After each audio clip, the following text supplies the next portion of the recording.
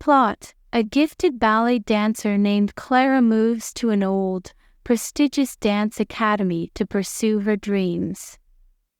However, she soon discovers that the academy holds dark secrets. She begins to see shadowy figures that seem to mirror her every move. As Clara investigates, she uncovers a tragic love story between a former dancer and a forbidden lover, whose spirits are trapped in the academy. Clara must find a way to release them, but doing so puts her own future at risk.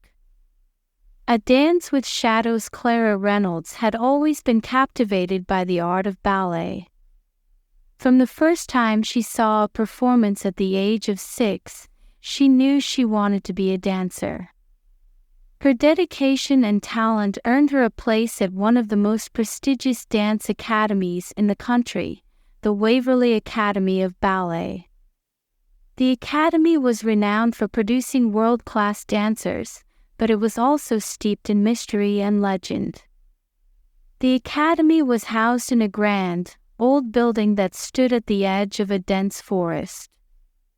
Its stone walls and tall, arched windows gave it an almost Gothic appearance. Clara was both excited and a little apprehensive as she arrived at Waverley. She was eager to begin her training, but there was something about the academy that made her uneasy. On her first day, Clara met the headmistress, Madame Delorme, a stern woman with piercing blue eyes and a reputation for being incredibly strict. "Welcome to Waverley Academy," she said, her voice cold and formal. "Here, we strive for perfection. Only the best will succeed." Clara nodded, determined to prove herself. She was assigned a room in the dormitory, which was just as old and imposing as the rest of the building. That night, as she lay in bed, she heard strange noises, soft whispers and faint footsteps. She dismissed them as her imagination and fell into a restless sleep. The next morning, Clara joined her fellow students in the Grand Ballet Studio, a vast room with mirrors lining the walls and a polished wooden floor. She felt a surge of excitement as she began her first class. The instructor, Monsieur Armand, was a tall, elegant man with a commanding presence. He led the students through a series of rigorous exercises, pushing them to their limits. As the weeks passed, Clara noticed something strange. During her late-night practice sessions, she would catch glimpses of shadowy figures in the mirrors, moving in perfect synchrony with her. At first, she thought it was a trick of the light, but the figures became more distinct with each passing night. They were dancers, but their forms were dark and ethereal, as if they were made of shadows. One evening, as Clara practiced alone in the studio, she felt a chill in the air. The shadows appeared again, but this time they were more solid, almost tangible. She stopped dancing and stared at them, her heart pounding in her chest. One of the figures stepped forward, and Clara saw that it was a young woman, her face pale and sorrowful. "Who are you?" Clara whispered, her voice trembling. The shadowy figure didn't speak, but she extended her hand toward Clara. The gesture was both inviting and eerie. Clara felt a strange compulsion to follow. She reached out, and as their hands touched, a flood of images filled her mind. She saw the academy as it had been many years ago. The grand studio was filled with dancers, their laughter and music echoing through the halls. Among them was the young woman, alive and vibrant. Clara learned her name was Isabella, a gifted dancer who had once been the star of Waverley Academy. She had fallen in love with a young man named Thomas, a musician who played for the academy. Their love was passionate but forbidden, as relationships between dancers and musicians were strictly prohibited. Isabella and Thomas had planned to run away together, but their plan was discovered. In a fit of rage, Madame Delorme, who had been the headmistress even then, had cursed them. Isabella and Thomas were trapped in the academy, their spirits bound to the place where they had experienced both their greatest joy and their deepest sorrow. The vision faded, and Clara found herself back in the studio, her hands still outstretched. The shadowy figures had vanished, but the weight of their story lingered in the air. Clara knew she had to help them. She couldn't ignore the injustice that had been done. The next day, Clara sought out Madame Delorme. She found her in her office, a dark, cluttered room filled with old books and dusty trophies. "Madame Delorme, may I speak with you?" Clara asked, her voice steady despite her nerves. The headmistress looked up from her desk, her eyes narrowing. "What is it, Clara?" Clara took a deep breath. "I have learned about Isabella and Thomas. I know what happened to them." Madame Delorme's expression turned icy. "You know nothing, child. Those are old stories, best forgotten." "But they're not just stories," Clara insisted. "Their spirits are still here. They're trapped, and they need to be set free." Madame Delorme stood up, her face contorted with anger. "You will not speak of this again," she hissed. "Do you understand? Focus on your dancing, or you will find yourself expelled from this academy."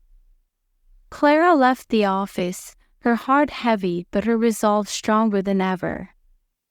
She knew she couldn't count on Madame Delorme for help. She would have to find another way to break the curse. Over the next few days, Clara did some research in the academy's library. She found old records and diaries that confirmed the tragic story of Isabella and Thomas. She also discovered that the curse could be broken by a dance, a performance that would mirror the one Isabella had been rehearsing the night she was cursed. It had to be performed under the full moon in the grand studio, with music played by someone who truly understood the pain and passion of their love. Clara knew what she had to do. She confided in her friend, Lucas, a talented pianist who had always been supportive of her. Together, they planned the performance. Clara practiced day and night, perfecting every move, while Lucas composed a hauntingly beautiful piece of music to accompany her dance. The night of the full moon arrived, and Clara felt a mix of fear and determination. She and Lucas entered the grand studio, which was bathed in the silver light of the moon. The shadows were there, watching silently. Clara took her position, and Lucas began to play. As Clara danced, she felt a powerful connection to Isabella. The shadows moved with her, their forms becoming more solid with each step. The music filled the room, echoing with the sorrow and longing of a love that had been denied. Clara danced with all her heart, her movements a tribute to the love and loss of Isabella and Thomas. As the final notes of the music faded, the shadows gathered around her. She felt a surge of energy, and the room was filled with a brilliant light. When the light faded, the shadows were gone. In their place stood two figures, no longer ethereal but real and whole. Isabella and Thomas looked at Clara, their eyes filled with gratitude. "Thank you," Isabella whispered, tears streaming down her face. "You have set us free." Thomas nodded, his arm around Isabella. "We can finally be together." Clara watched as they walked hand in hand toward the door, their forms shimmering and then vanishing into the night. She felt a deep sense of peace, knowing she had done something truly meaningful. Lucas walked over to her, his face reflecting the awe and wonder she felt. "You did it, Clara. You really did it." Clara smiled, feeling a sense of accomplishment and joy. She had not only uncovered the dark secrets of Waverley Academy but had also helped two lost souls find their way back to each other. The next day, Madame Delorme called Clara to her office. Clara entered, prepared for the worst. But to her surprise, the headmistress looked almost relieved. "You have done what I could not," Madame Delorme said quietly. "You have freed them. The Academy owes you a debt of gratitude." Clara nodded, feeling a sense of closure. "Thank you, madam. I only did what I felt was right." Madame Delorme gave her a rare smile.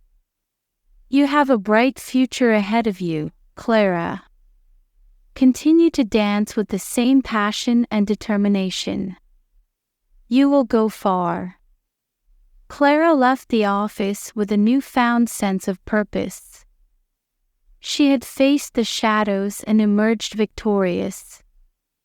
As she continued her training at Waverley Academy, she knew that she carried with her the spirit of Isabella and Thomas, their love and their story forever a part of her own. And so, the old academy, once haunted by tragedy, became a place of hope and inspiration, thanks to a gifted dancer who dared to dance with shadows and uncover the light within.